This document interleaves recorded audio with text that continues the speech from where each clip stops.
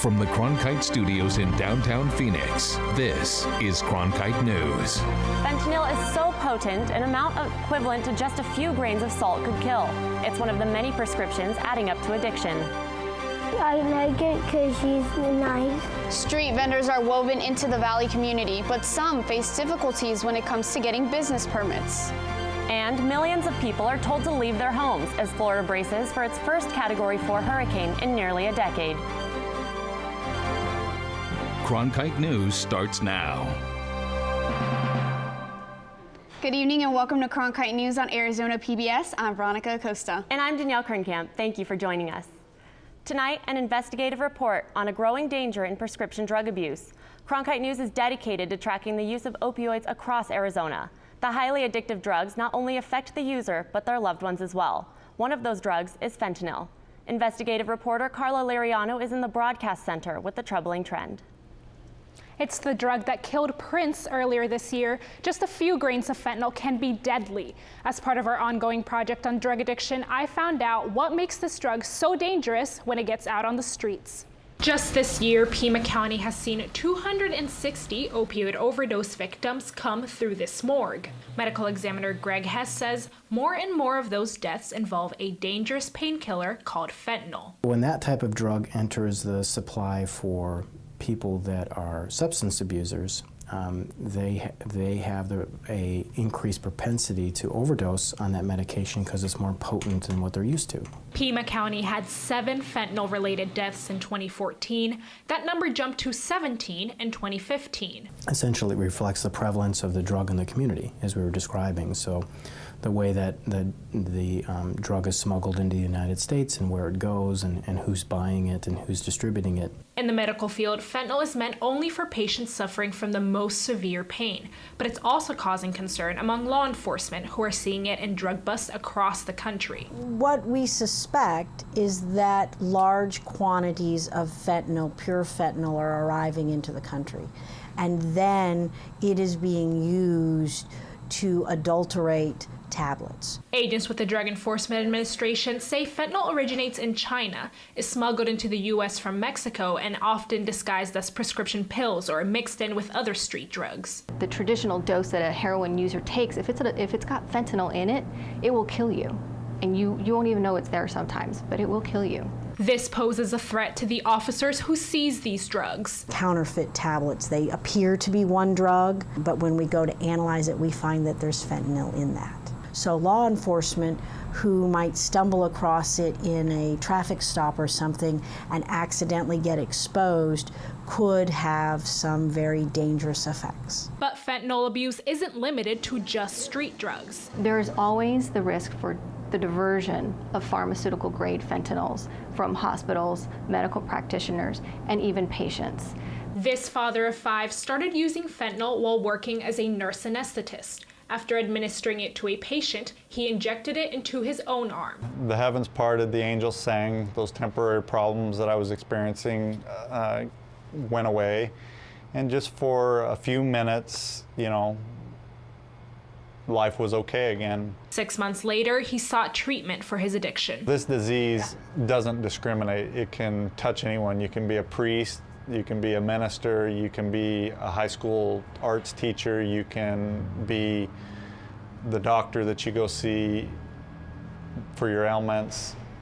Stewart's decision to go seek treatment allows him to keep his job where he still treats patients every day. With the investigative team, Carla Liriano, Cronkite News. Cronkite News is taking an even deeper look into the problems of opioid addiction.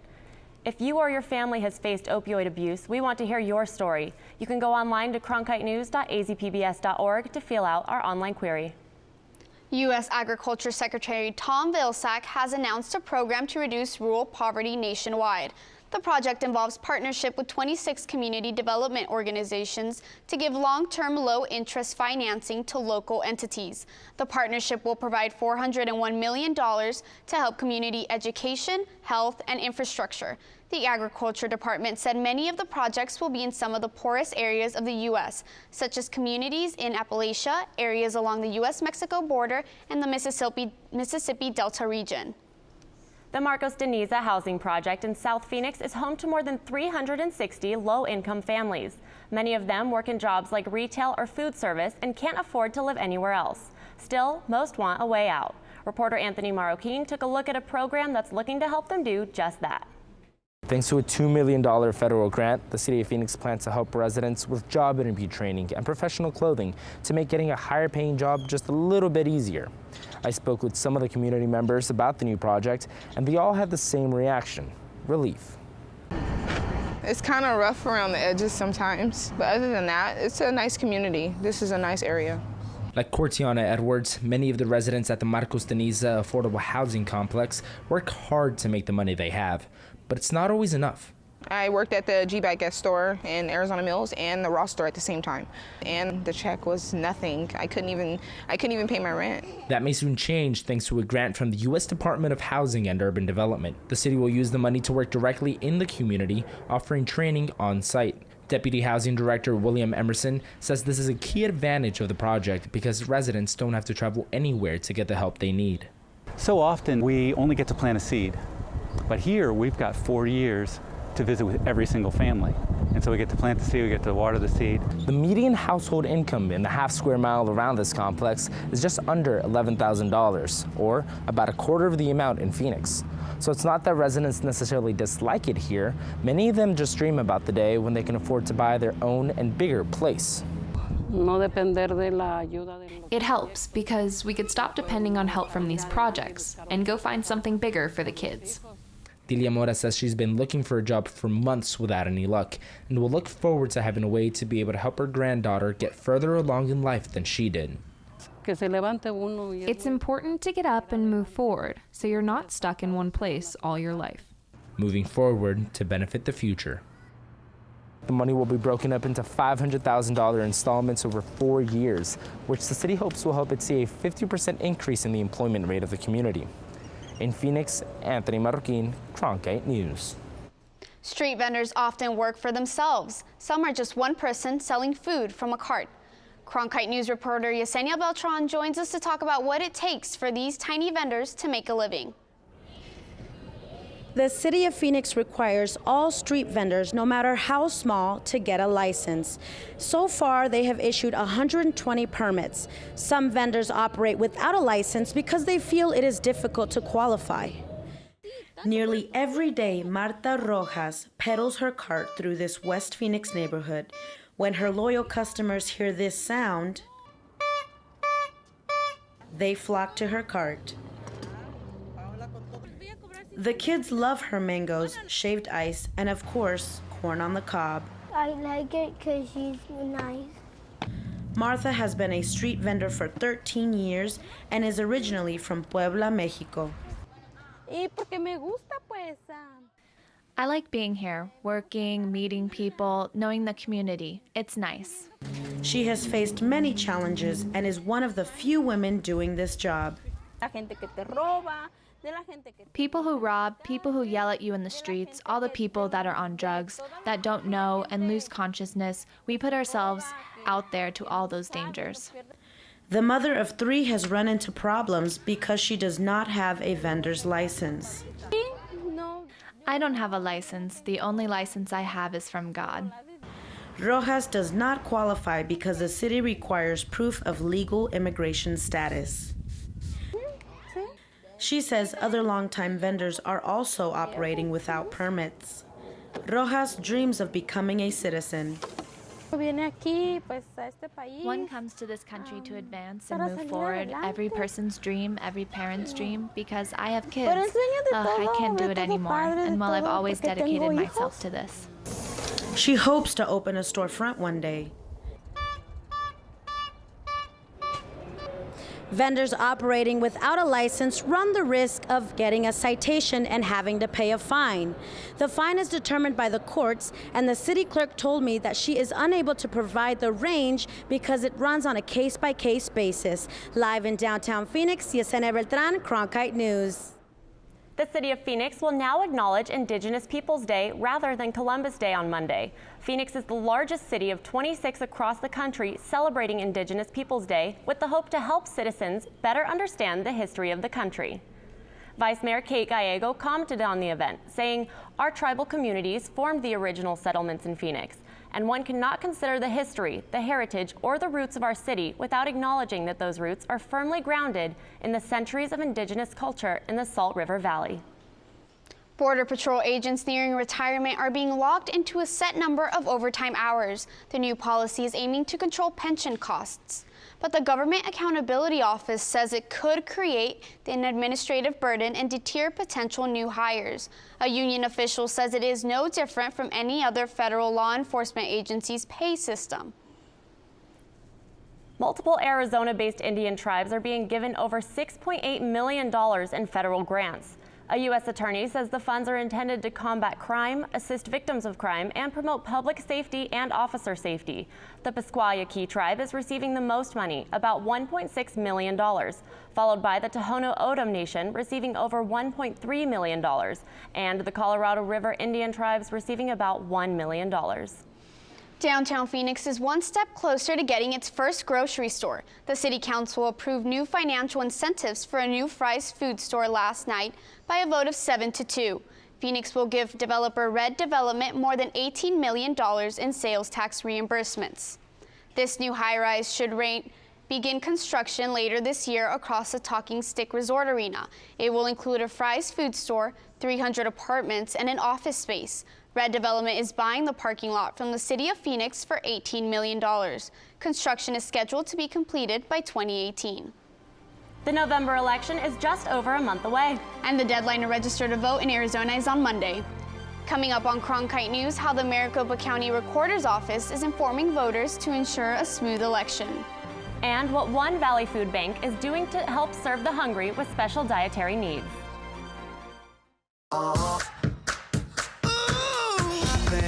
I finally found my hallelujah. I've been waiting for this moment all my life now. All my dreams are coming true, yeah. I've been waiting for this moment. It's good to be alive right about now.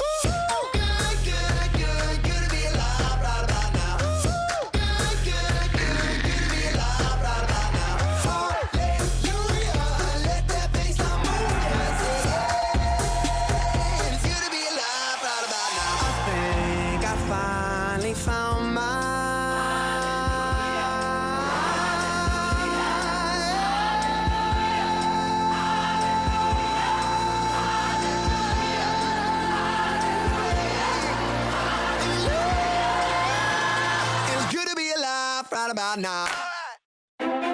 Tickets are now available for the annual Walter Cronkite Award for Excellence in Journalism Luncheon, held Monday, November 21st at the Sheraton Grand Phoenix. Join media industry and community leaders in honoring this year's recipient, award-winning journalist and CBS Evening News anchor Scott Pelley. The annual Walter Cronkite Award for Excellence in Journalism Luncheon. cronkite.asu.edu/luncheon. With a little more than a month away from the general election, some Maricopa residents are still not registered to vote. Jesse Canales tells us some issues voters have had with the registration process. Voter groups say the Maricopa County Recorder's Office needs to be more clear in registration dates and polling locations. Excuse me, guys. Are you guys currently registered to vote? This will be one of the last days you see someone like this. It's Glendale. Oh, it's Glendale? Yes, sir. That's Elijah Guy. His job is to register people to vote. I just go around, I see a random person and stuff, and I just ask them like, hey, are you registered to vote? Can I get you registered today? Guy spends 8 hours walking around registering people to vote. He says it is more difficult than he thought. The last day to register is Monday, Columbus Day. It has its days, sometimes, people just don't want to vote. They think it's a scam and, because a random person coming up to you asking you if you want to vote. As difficult as Guy has found the registration process, some voter groups say the Maricopa County Recorder's Office has made it more difficult to cast your ballot. There's been a polling place change in Tempe from the Knights of Pythia's Lodge to ASU's Tempe campus. Hopefully this is the last mistake that happens in Tempe with misinformation, because we've registered over 138,000 voters this election, and we want to make sure that this office gets it right. The Maricopa County Recorder's Office says voters will know where to go because sample ballots will notify them of the polling place change. Those go out 11 days before the general election. It says in big letters, your polling place may have changed. This is the polling place where you need to go to on election day. The post office will be closed Monday, but the Maricopa County Recorder's Office will be open for voters who waited till the last minute to register. If you can't stop by the Recorder's Office on Monday, you can still find several canvassers around the county with a pen in hand to help you register, or just go to servicearizona.com. Jessica Canales, Cronkite News. The two U.S. Senate candidates will face each other in a debate on Monday. The debate, sponsored by Arizona PBS and the Arizona Republic, will be live on Cronkite News' Facebook page, azcentral.com, and Arizona PBS. Your questions could be featured in the McCain-Kirkpatrick debate. Go on Facebook and Twitter to send us your questions by posting them with the hashtag AZDebate. Today, presidential nominee Hillary Clinton is off the campaign trail, speaking at a fundraiser in Washington, D.C. Clinton says her opponent, Donald Trump, seems to have a weird fascination for dictators, mentioning Russian President Vladimir Putin. He's had kind words to say about Saddam Hussein and Kim Jong-un. I don't understand it. There seems to be some misunderstanding between what it means to have a dictatorship and provide leadership. At the event, she added that Trump doesn't seem to know the difference between ally and adversary. The Trump campaign is running a new nationwide ad that highlights his child care plan. We can't get ahead. Child care costs have us stuck. Donald Trump is listening. Trump ran another ad this week talking about tax reductions and paid maternity leave. These ads are following Trump's rally in Prescott Valley, where he promised to make America rich again. If you're flying out of Sky Harbor within the next month, expect a longer wait on the runway. Coming up on Cronkite News, why the airport is closing down one of their runways for an entire month. We still have a Category 4 storm off the coast of Florida with packing winds about 140 miles an hour. Coming up next, I'll show you the track of the storm and what Florida can expect. 5 terms in the Senate, 3 terms in the House, 2 figureheads of Arizona politics, 1 debate before Election Day. Arizona PBS and the Arizona Republic bring you the 2016 U.S. Senate debate for the state of Arizona. Republican Senator John McCain and Democratic Representative Ann Kirkpatrick face to face on the future of our state, our nation, our world. McCain versus Kirkpatrick, the 2016 U.S. Senate debate for the state of Arizona, Monday, October 10th at 7 p.m. here on Arizona PBS.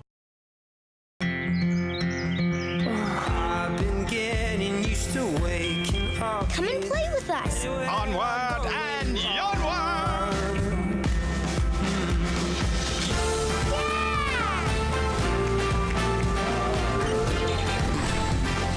Good ideas open up a whole new world of possibilities. The more you know about history, the more you know about yourself. The sky is the limit. Where I go, there you are.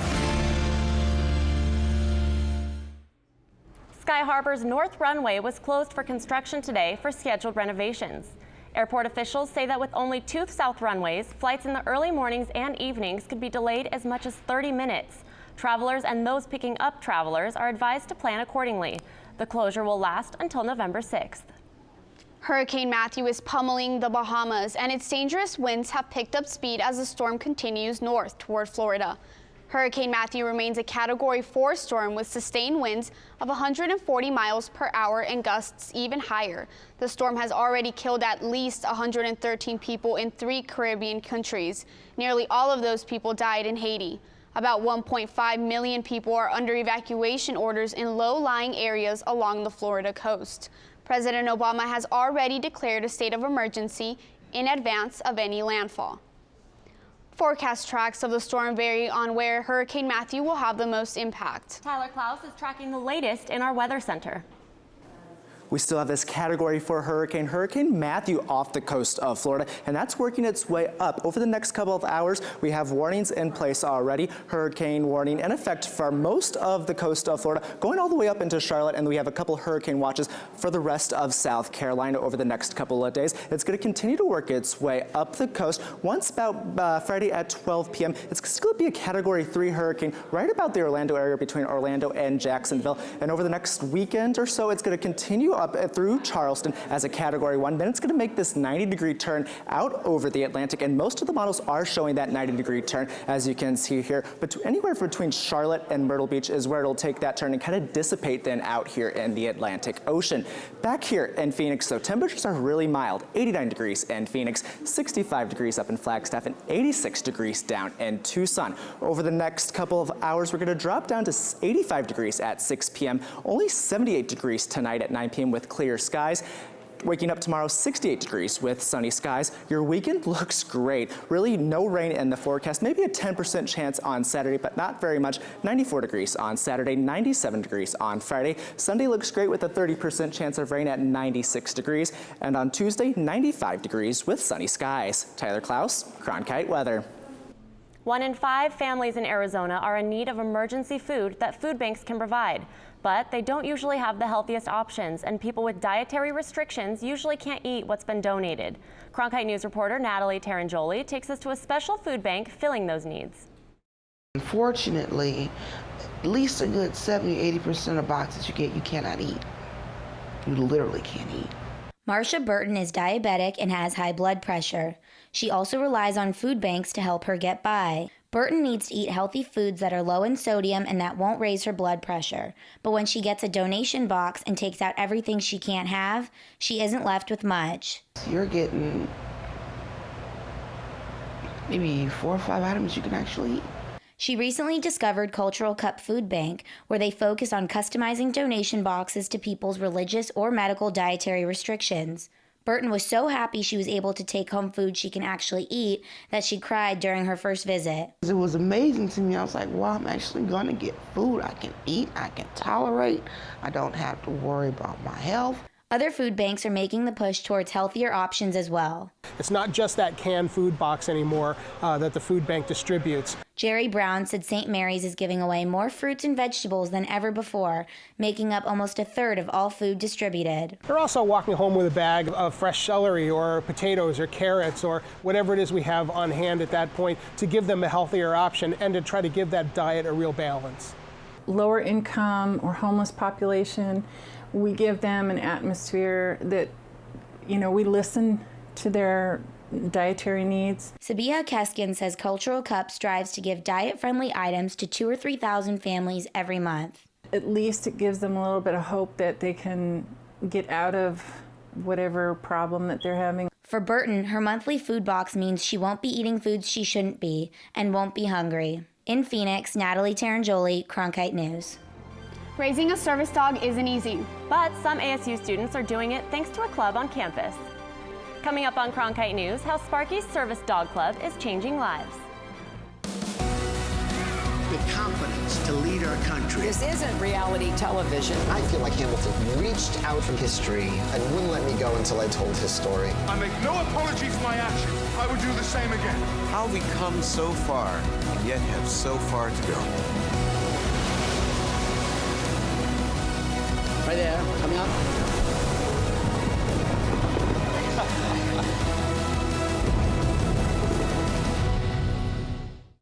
In 1920s Melbourne, Careful with the hand luggage. My pistol's in there somewhere and it may still be loaded. Phryne Fisher is a detective. Things could get interesting around here. Thought they already were. Who isn't afraid to live a little. I hope you're not concealing a dangerous weapon under that skirt. I'm concealing a lot of things. Why do you think you could just run off on your own? Because I'm carrying a gun. The irresistible series, Miss Fisher's Murder Mysteries. Saturday night at 10 on Arizona PBS. Sparky's Service Dog Club began just 18 months ago, and soon one of their own will be graduating and going down a new path in life.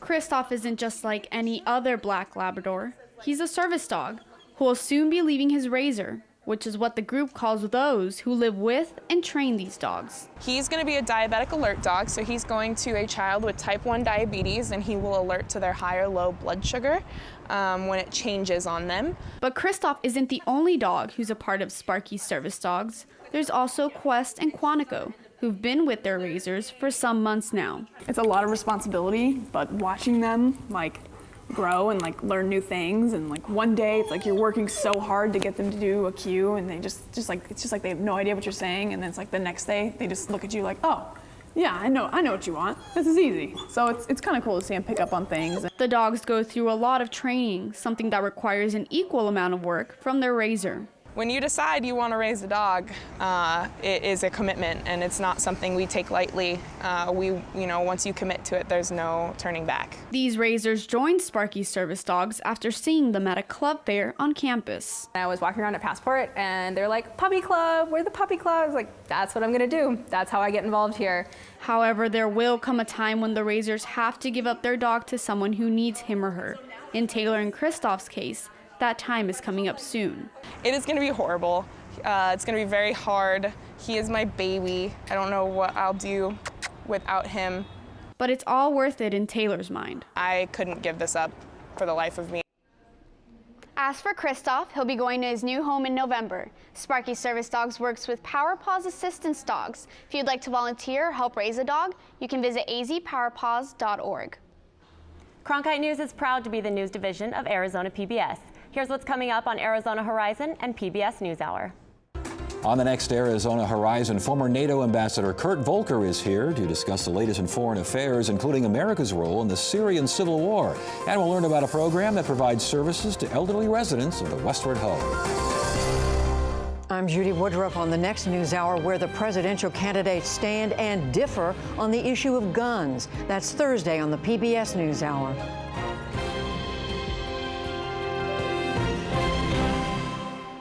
That's it for Cronkite News tonight. Thanks for joining us. For top Arizona stories anytime, go to cronkitenews.azpbs.org.